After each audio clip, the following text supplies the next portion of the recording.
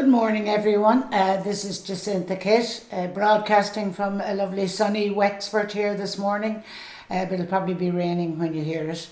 You'll see from the title of this morning's presentation that we're going to be talking about building a positive environment in the home, school and workplace. Now, I usually have a little bit extra on, which I put in terms of for well-being and for your health and well-being or something like that, but I've left it out because I've noticed of late that when I mention well-being, people are saying, oh, I'm sick of that bloody well-being.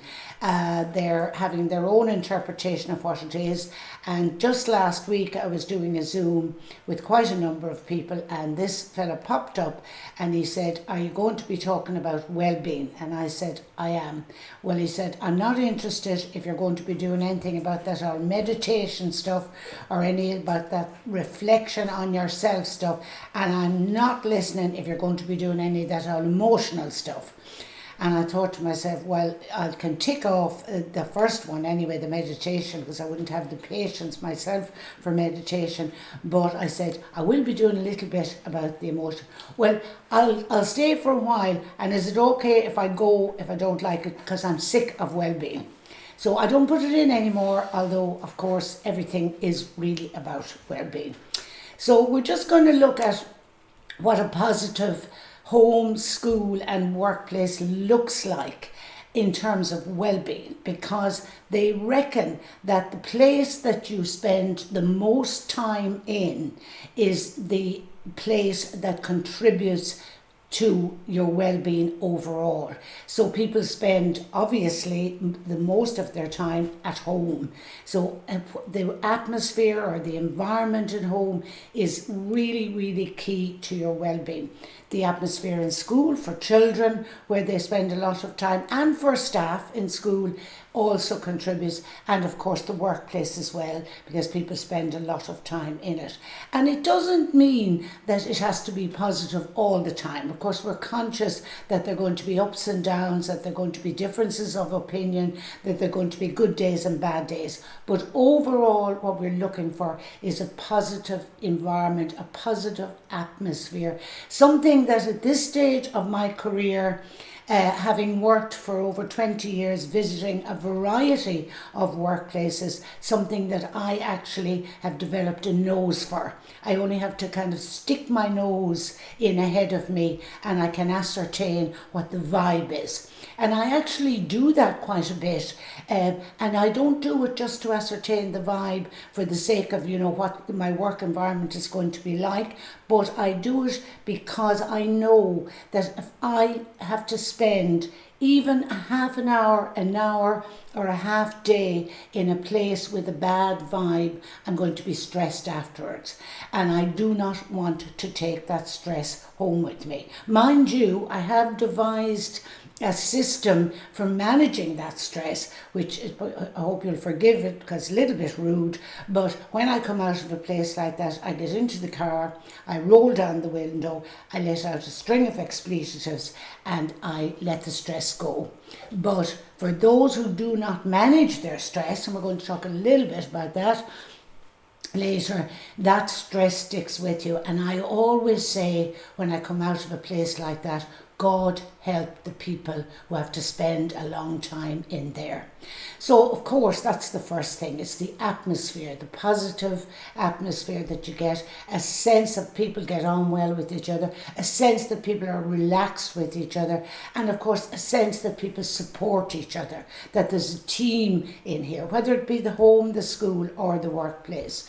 And, of course, there's no doubt about it that in every one of those environments there's going to be differences of opinion and conflict from time to time. There's nothing wrong with that. In fact, I do a lot of work on promoting positive conflict, where people have differences of opinion and they're welcomed and they're invited and they're enjoyed. But when there is a conflict that creates a bad atmosphere, or where people feel hurt or whatever like that, the main thing is that you resolve it quickly, and learning the skills of how to resolve it is a very important part of making the environment more positive. the other thing is that in any work, in any of those environments, there are needs that need to be met. And for example, in the home, if the parents are needing for the place to be tidied up, for the children to go to bed, for them to do their homework, for them to eat their lunch or eat their dinner, if there is to give up the television or whatever needs that they need to have met, it is really important for a good environment that the needs are met through cooperation, bringing the kids with you, bringing people with you in the workplace, not through coercion. So the cooperative method of having your needs met. Feedback and praise, absolutely vital. We cannot survive without feedback, and we cannot survive without praise. To be told, well done, it is absolutely the most important motivator of all. Listen as well as talk is a very important point, because what happens in a negative environment is the negativity is coming maybe from one or two people, and negativity is contagious. Number one, it's catching.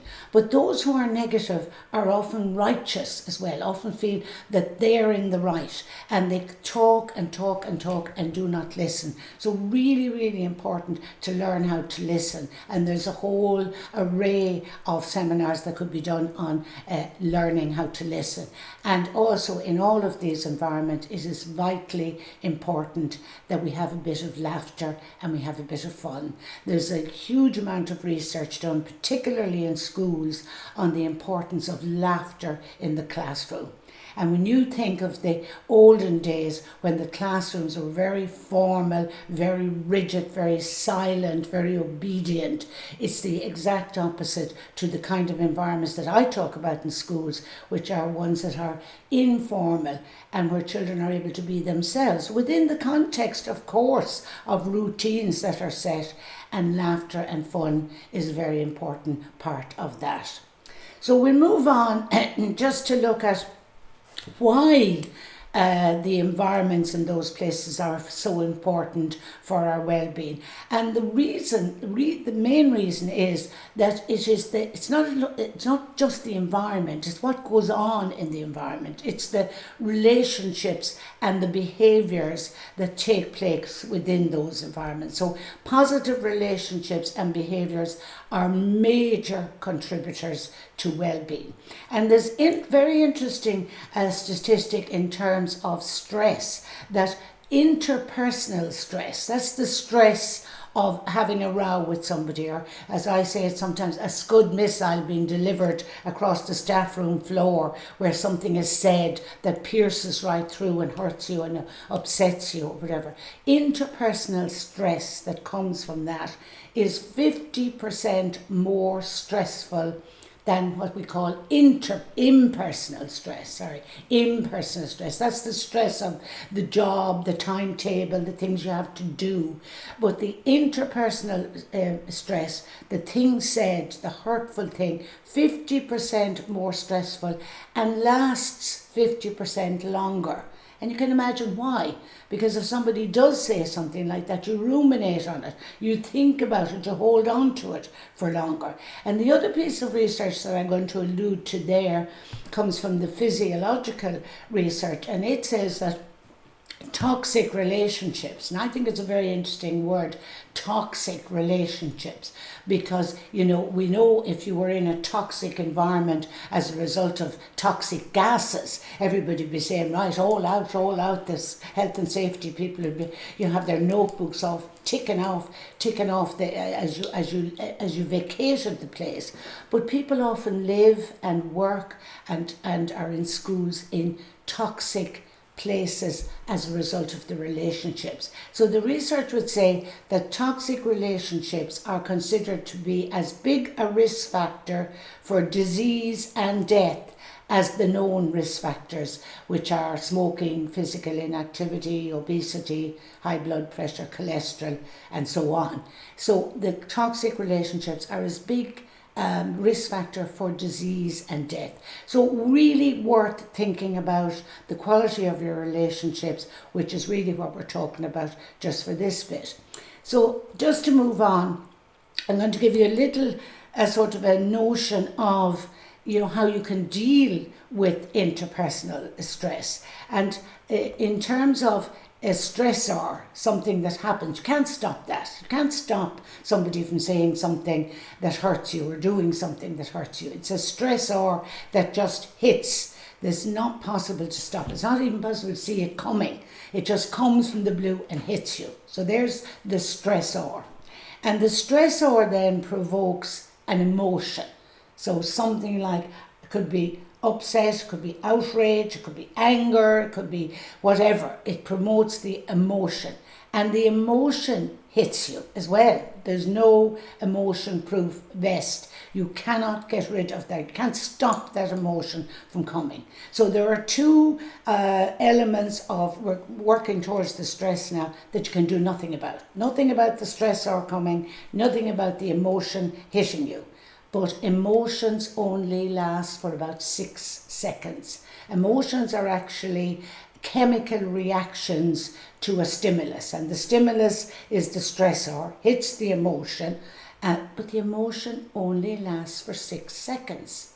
After that, you decide, and you decide by your thinking. So you feed into that emotion with how you think about the stressor, how you think about it. And if you feed into it negatively, you keep it going, keep the negativity going, and that results in the stress. But interestingly, there is, in the second slide on the same list there is a point of intervention. And the point of intervention is the thinking point. So it means that you have control over how the stressor is going to affect you. And it is when you engage in what we call negative thinking. They call it in the psychological field cognitive distortions, but it's really negative, faulty thinking. When you engage in that, you promote the emotion and you cause the stress. So I'm just maybe going to look at on this slide here what faulty thinking is about. So say for example, somebody says something hurtful to you, and now you are going to think about it and you're going to interpret it. And the interpretation of it is one of the things that will keep it going if you interpret it in a negative light. So you say to yourself, oh my God, that's the worst thing that has ever happened to me. Oh my God, I am never, ever, ever, ever, ever going to get over that. So if you think that, you're going to keep it going. The other faulty thinking is usually around the motivation of the other person. I know exactly why that one said that to me. That one said that to me just to put me down, just to annoy me, just to upset me, because she's jealous or whatever. We have the thinking around those two. Now, the thing about it is, of course, your interpretation could be right, but it is very, very often wrong, particularly in terms of the motivation of other people. We are about 90% sure we know what the other person is thinking. And the research would say we are up to 80% wrong. And that's why really, if you think somebody has said something and you think they've said it to upset you and to hurt you or whatever, it's always a good thing to say, sorry, I feel a bit upset by that. I wonder, what did you mean? And even in intimate relationships where we can misinterpret what somebody says and then go into maybe the huff and not talk. And the huff, is where you suspend verbal communication with somebody, but you don't tell them what they've done. And if they ask, you say, nothing, I'm fine. Well, you obviously aren't, but you're not going to tell them. So really important that we try to think about, there might be other reasons why this stressor has come. And so it's not about changing all your negative interpretations, but it's about giving people the benefit of the doubt and, considering a range of options. And I always say, ask them. Just ask them.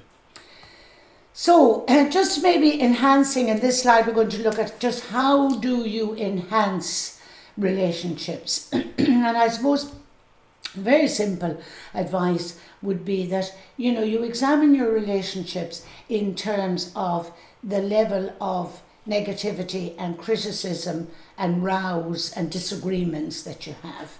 And if you could maybe focus on replacing criticism with compliments. So, you know, when somebody comes in the door and you're giving out to them about being late and you never think of anyone but yourself and, you know, all of that kind of thing, just replace it with a compliment. Just to say, you know, are you okay, love? Or thanks a million for doing that. And it's amazing how the quality of relationships can change really quickly. Now, of course, you have to keep it up, you know, but small things can really have a really big effect on relationship. And I say, when you're about to give out, just say, I'm going to say something nice. Don't make comparisons is one of the big things in relationships. Don't make comparisons between siblings, number one. Oh my God, between siblings in the home. You know, why can't you do it like your brother? Look at your brother's room, it's lovely and tidy. Yours is like a pigsty. Oh my God, red rag to a bull. Don't do it in the school. I mean, I'm on a major campaign going around the country here with schools to prevent them from setting students against each other with their student of the week, student of the year, student of the month, where you pick one winner and everyone else is a loser. And people think that's a motivator. That's not a motivator. Motivation is that you give credit to a student as they achieve something, because it's not a level playing pitch. So if one poor devil finishes a sentence, you say, fair play to you, good man yourself, you finish, and that motivates them.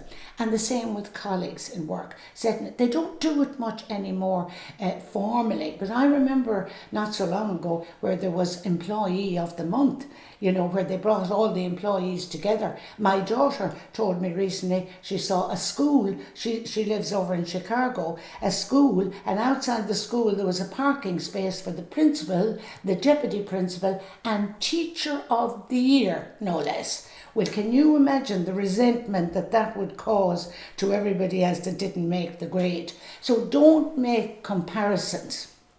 Is a very important part of relationships.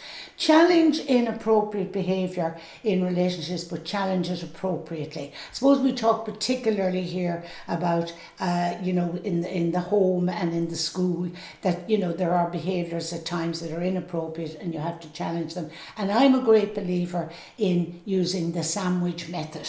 Because if you are challenging behaviour, what you want is, you want the other person to hear what you're concerned about and to be able to hear it in such a way that they might have some desire to change their behaviour. So it's always good to, what we would always say in schools is separate the behaviour from the child. The behaviour is inappropriate, the child is okay. But when you start saying you're bold, you're bad, you're a troublemaker, that's saying the child is bad. So separating the behaviour from the child and using the sandwich method is really important, where you say something to let the person know that they're okay. You know, even if they come in late, 3 o'clock in the morning, 3 sheets in the wind, and you're standing at the top of the stairs, a mixture of Hitler, Stalin and Mao Zedong, and the child comes in and you start low, because you always have to start low if you're going to be aggressive, you know. Say, what time do you call this? Where do you think you're going? And, you know, the state of that room, and you can sleep all day, and all we do for you is the one to finish on, that really instills guilt and shame. Guilt and shame is no good for changing behaviour. It only makes them angry. So if you could say, oh, thanks be to God you're home safe, love. And then you can talk about how inappropriate it is and what you expect and different standards. And if you can finish off by saying there's a few sandwiches downstairs for you, love, and you mightn't be able to go that far. But I call it the sandwich method, not because of that.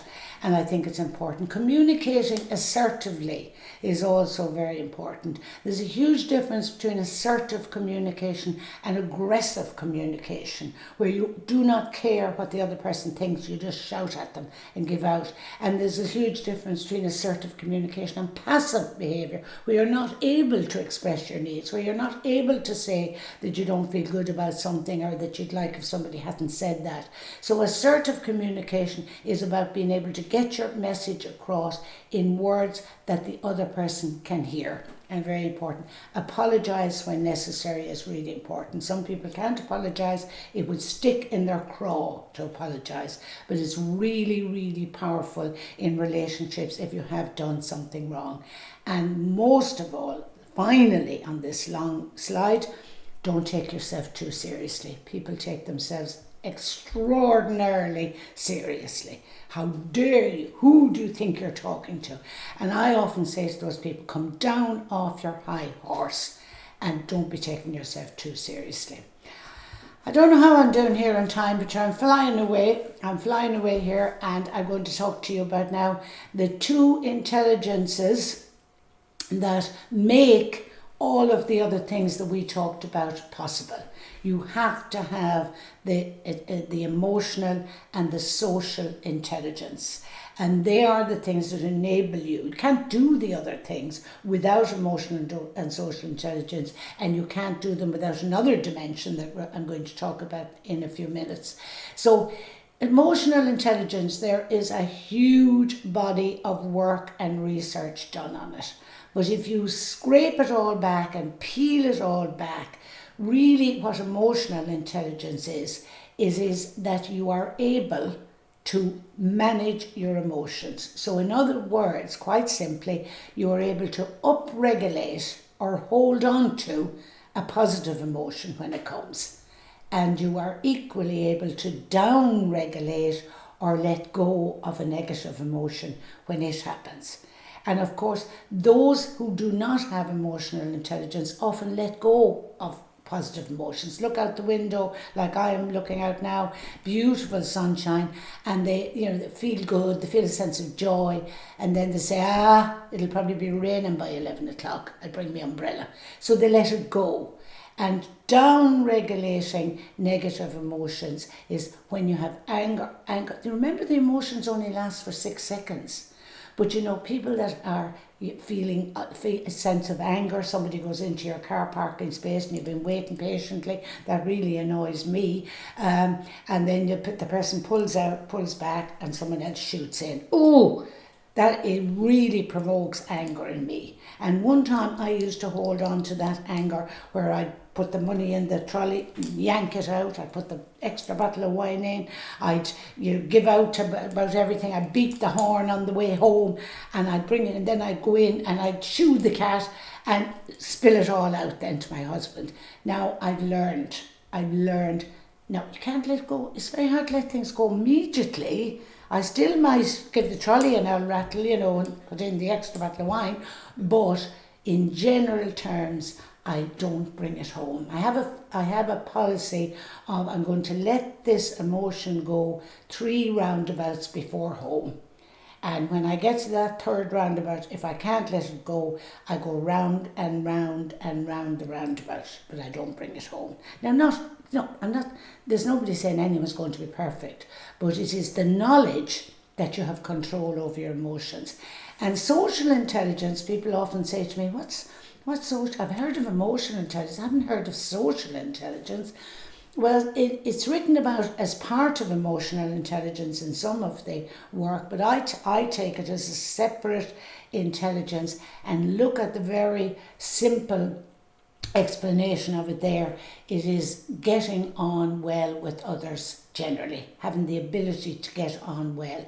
And just to go to the next slide to give you a little bit more on social intelligence, people would say to me about the intelligences, often when they come to courses and everything, say, I've no time for those newfangled intelligences. Well, newfangled, my eye. If you look at that one there, the first line there, that was a definition that I found of social intelligence when I was writing a book on emotional, positive emotions in school. And it was written by an amazing psychologist, 1920, and he said social intelligence is the ability to act wisely in human relations. Isn't that just gorgeous? To be able to act wisely, to be able to say the right thing and do the right thing in a relationship. Wouldn't you love to be able to do it? It's a whole life's work learning how to do it. Some people are better than others, of course. And I mean, some people are better than me, of course. But in the second one there it's also the ability to make others feel the better for an encounter with you. Because we have encounters every day in the home, in the school and in the workplace. But there are certain people that when you see them coming, they give you a lift. You like to see them. There are others that you'd kind of cross the road to avoid, oh God, here comes your woman or here comes himself, because they make you feel the worse for the encounter. So in terms of getting something out of this presentation, you're not to start thinking about the people that you cross the road to avoid. You have to start thinking about who crosses the road to avoid me. So it's really about yourself, and to learn to be able to say nice things and to be kind and all of those things. We're not talking about Thorndike now. This is the general definition. The ability to show empathy and understanding to others. We talked about it earlier. Giving them the benefit of the doubt. Being able to admit when you're wrong is a very important part of social science. I'm sorry, I got that wrong. It's one of the most liberating things to be able to say, because if you do get something wrong, oftentimes we try and compensate for it. Oh, I'll make something nice for that. Oh, I'll say something nice. No, much, much better to say, I'm sorry, I got that wrong. And to respond rather than react. Learning how to stop and think before you say something. So respond rather than react. I'm not going to spend too long on the psychological resources. I do have a separate presentation on it, but they say that they are oftentimes psychological capital is what it's called in the literature, psych cap for those in the know, relatively recent phenomenon in terms of the research, early 2000s.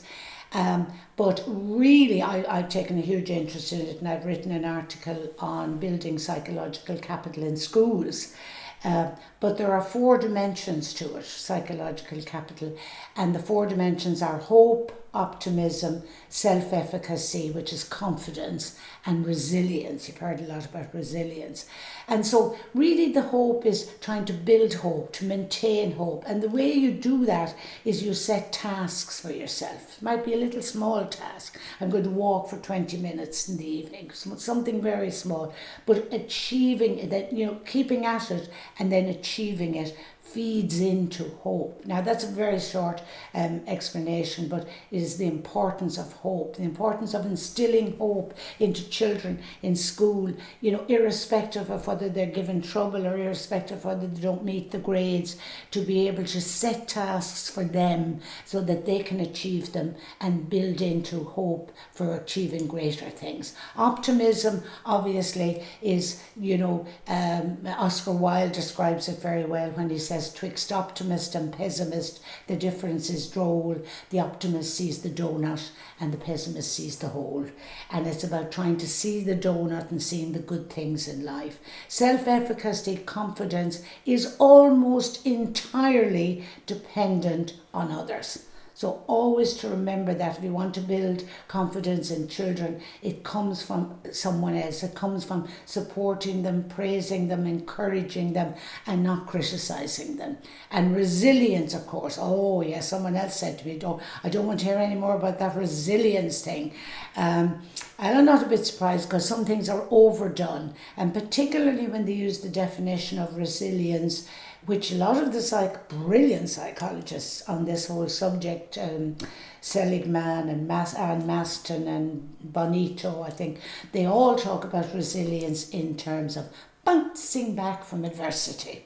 Well, I think that is a very, very hard task, to bounce back from adversity. Something happens to you, somebody hurts your feelings, and you say, oh, no, that's fine, I'm going to bounce right back. No. Resilience to me is more about clawing back or crawling back, but it's about getting back, getting your equilibrium. Because when something happens to you, your equilibrium goes off kilter, and it's about getting your equilibrium back. I read a very good book from Australia before the COVID, and she said that if you want to become more resilient, you put adversity, things that happen to you, on the crisis scale. So death, divorce and natural disaster she had up there before COVID are 10. Some people say, well, I don't know about divorce, but and of course divorce could be a very good idea, but it's a very traumatic thing. So death, divorce and natural disaster. So your spouse, you send them for a carton of milk, he brings home the wrong milk and you raise it up into an international incident. No, it's not a 10, it's not a 9, it's not an 8, it's probably about a -2. So putting things on the crisis scale is a very good way for building your resilience. Now, the whole thing is contingent on inward looking. Your man who didn't want to be doing the introspection, I would probably left my Zoom before I did this slide if I had it on that day. And it's a desire to change. It's minimizing the gap between how we see ourselves and how others see us. Because when the gap is huge, people who say to you, oh, well, now far be it from me to spread gossip. And they'll be the biggest gossipers going. They have a huge gap between how they're seen and how they see themselves. So minimizing that gap, introspecting. What am I really like? Very hard to know what you're really like. But the first step is to say, I want to know what I'm really like. Observe yourself. Stand outside yourself and see, how did I handle that situation? Compare yourself to others. Look at how others are. I'm very lucky in my relationship with my husband that he has the amazing gift of calm. Now, I am trying for years to have that gift, but watching him, how he calmly reacts to everything, has helped me in some measure. So comparing yourself with others to learn. Now, I don't like the whole comparison thing. Interact with diverse and different individuals. People get so set now in the bloody, that Facebook and all of that thing, where they're so set in their opinions and they're not engaging with diverse and different individuals. And always have a trusted friend that you can seek feedback from, and you can ask, how am I doing? And you can take the answer. Really important. And just I'm almost finished with this one. I don't know how I'm doing on time, but you're nearly finished now, is that the only way you're going to get into that self-awareness mode is if you learn how to reflect on your own, learn how to reflect inwardly. And there's a really good saying there from Socrates where he said, an unexamined life isn't worth living. So if you go through life without ever stopping to think, it isn't worth living. 450 BC. Not to be outdone by Socrates, I wrote my own definition one night in bed, as you can see.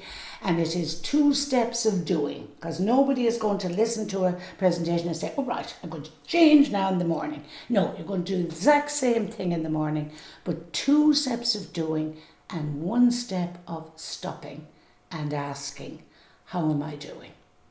And that is the way we learn to look inward, examine ourselves and change and improve. Thank you.